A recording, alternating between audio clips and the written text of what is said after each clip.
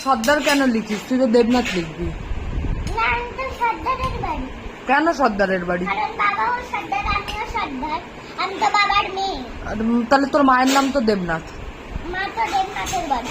তুই তো মায়ের মেয়ে। আমি তো বাবার মেয়ে। কি করে বাবার মেয়ে? তুই কোথা থেকে বেরিয়েছিস? মায়ের পেটু থেকে বেরোলে কি হবে?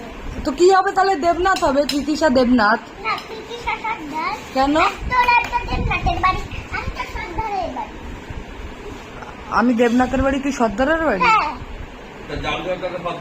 সর্দার বাড়ি যা।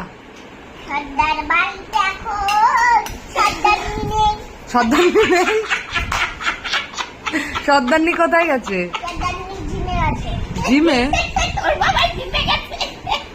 তোর বাবা জিমে করে এখন? হ্যাঁ, মা যখন জিম করতো, মা তখন অফিসের চাপে যেত, এর জন্য বাবাকে এখন পাঠায়। ও, তোর বাবা বডি বানাবে? সর্দার মানে জিমে গেছে, সর্দার